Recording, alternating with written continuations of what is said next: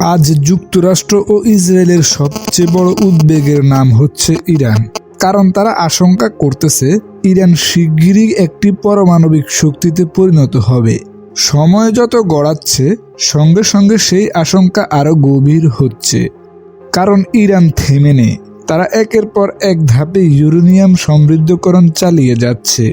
আন্তর্জাতিক বিভিন্ন রিপোর্টে বলা হয়েছে ইরান ইতিমধ্যেই ৫% থেকে শুরু করে ৬০% পর্যন্ত সমৃদ্ধ ইউরেনিয়াম উৎপাদন ও মজুত করে ফেলেছে। ২০২৫ সালের মে মাস পর্যন্ত ইরানের কাছে মোট প্রায় ৯,২৪৭ কিলোগ্রাম সমৃদ্ধ ইউরেনিয়াম ছিল।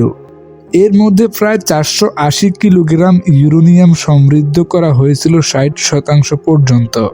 পারমাণবিক বোমা বানাতে ইউরেনিয়ামকে সাধারণত ৯০% বা তার বেশি মাত্রায় সমৃদ্ধ করতে হয়। ইরান ইতিমধ্যেই পৌঁছে গেছে ৬০%। অন্যদিকে পারমাণবিক বিশেষজ্ঞদের মতে ৬০% থেকে ৯০% পৌঁছাতে তুলনামূলকভাবে সহজ ও খুব কমই সময় লাগে। এই পরিস্থিতিতে আরও ভয়ঙ্কর হয়ে ওঠে ২০২৩ সালের ফেব্রুয়ারিতে। আন্তর্জাতিক পারমাণবিক শক্তি সংস্থার পরিদর্শকরা ইরানের ফোর্দো পারমাণবিক স্থাপনা পরিদর্শনে গিয়ে ইউরেনিয়ামের এমন কণা খুঁজে পান যেগুলো প্রায় ৮৩% পর্যন্ত সমৃদ্ধ ছিল। ইরান তখন দাবি করে এটি নাকি একটি ভুলবশত ঘটে যাওয়া ঘটনা, কিন্তু এই ব্যাখ্যা বিশ্বকে আশ্বস্ত করতে পারেনি। বরং গোটা বিশ্ব বুঝে যায় ইরান এখন বোমা বানানোর একেবারে শেষ ধাপে দাঁড়িয়ে। ২০২৪ সালের শেষ নাগাদ পরিস্থিতি আরও গুরুতর হয়ে ওঠে। বিভিন্ন হিসাব অনুযায়ী ইরানের কাছে তখন এতটাই সমৃদ্ধ উপাদান ছিল যে মাত্র ২ সপ্তাহের মধ্যেই তারা ৫ থেকে ৬টি পারমাণবিক বোমা বানাতে পারত। অন্যদিকে মার্কিন যুক্তরাষ্ট্রের মতে একটি পারমাণবিক বোমার জন্য প্রয়োজনীয় ম্যাটেরিয়াল তৈরি করতে ইরানের তখন সময় লাগত ১২ দিনেরও কম। এমনকি কিছু বিশ্লেষক তো দাবি করেন ফোর্দোতে যদি শুধু আধুনিক IR-6 স্ট্র্যাটিফিউজগুলো পূর্ণ ক্ষমতায় চালানো হয় তাহলে মাত্র ২ বা ৩ দিনের মধ্যেই ২৫ কিলোগ্রাম অস্ত্রমানের ইউরেনিয়াম উৎপাদন সম্ভব। ২০১৫ সালে যখন ইরান যুক্তরাষ্ট্রের সঙ্গে চুক্তি করেছিল এবং প্রতিশ্রুতি দিয়েছিল যে তারা পারমাণবিক অস্ত্র বানাবে না, তখন তাদের তৎকালীন ব্রেকআউট টাইম ছিল মাত্র ১২ মাস। অর্থাৎ যদি ইরান চুক্তি ভাঙত তাহলে বিশ্ব অন্তত ১ বছর সময় পেত প্রতিক্রিয়া জানানোর। কিন্তু আজ সেই সময় কমে এসে দাঁড়িয়েছে কয়েক সপ্তাহে। এই অতি সংক্ষিপ্ত সময়সীমায় যুক্তরাষ্ট্র ও ইসরায়েলের সবচেয়ে বড় ভয়।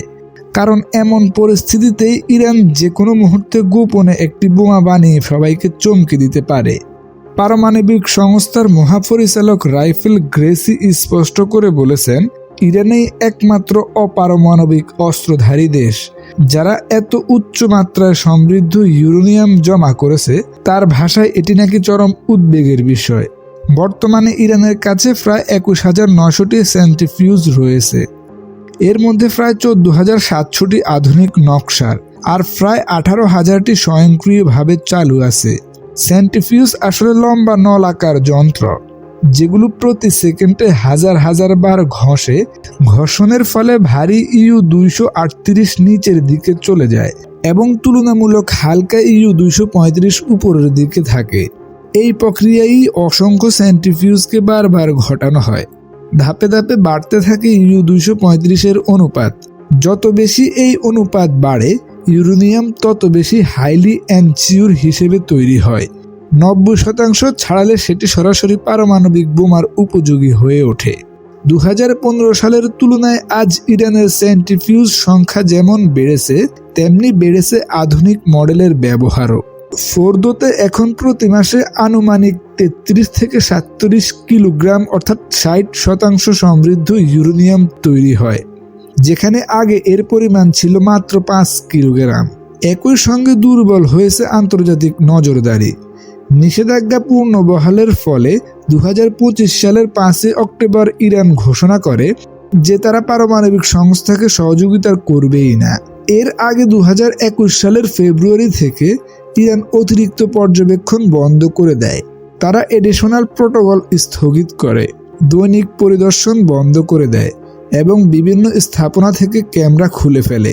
2022 সালের জুনে পারমাণবিক সংস্থা এর নিন্দা প্রস্তাবের পর ইরান আরও 27টি ক্যামেরা সংযোগ বিচ্ছিন্ন করে দেয়।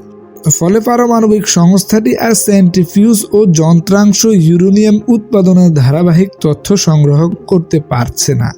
এই অবস্থায় পারমাণবিক সংস্থা নিশ্চিত করে বলতে পারে না ইরানের কর্মসূচি পুরোপুরি বেসামরিক কিনা। এই সংকট এখন শুধু প্রযুক্তিগত নয়, পুরোপুরি রাজনৈতিক। ইসরায়েলের কাছে বিষয়টি অস্তিত্বের প্রশ্ন। প্রধানমন্ত্রী নেতানিয়াহু বারবার বলেছেন ইরানকে কোনোভাবেই পারমাণবিক অস্ত্র পেতে দেওয়া হবে না। ইরান অবশ্য বলে তারা পারমাণবিক অস্ত্র চায় না, কিন্তু একই সঙ্গে ইরানি নেতারা এটাকে বলছে যদি দেশের অস্তিত্ব হুমকির মুখে পড়ে তাহলে নীতি বদলাতেও সময় লাগবে না। 2024 সালের নভেম্বরে ইরানের উপদেষ্টা কামাল খাজারসি স্পষ্ট ইঙ্গিত দেন উস্কানি বা চরম হুমকি এলে ইরান তার পারমাণবিক নীতি পরিবর্তন করতে পারে। তবে সব মিলিয়ে ইরান আজ এমন এক অবস্থানে দাঁড়িয়ে আছে যেখান থেকে পারমাণবিক অস্ত্র তৈরি করতে তাদের আর খুব বেশি ধাপ বাকি নেই। যদি তা বাস্তবে ঘটে যায়, অর্থাৎ ইরান যদি পারমাণবিক অস্ত্র তৈরিও করে ফেলে, তাহলে মধ্যপ্রাচ্যের রাজনৈতিক ও অর্থনৈতিক মানচিত্র সম্পূর্ণ বদলে যাবে। তবুও আশার কথা একটাই, বিশ্ব হয়তো এমন কোনো পথ খুঁজে পাবে যেখানে ইরান শান্তিপূর্ণভাবে তার কর্মসূচি চালাতে পারে আর গোটা মানব সভ্যতা নিরাপদ থাকে।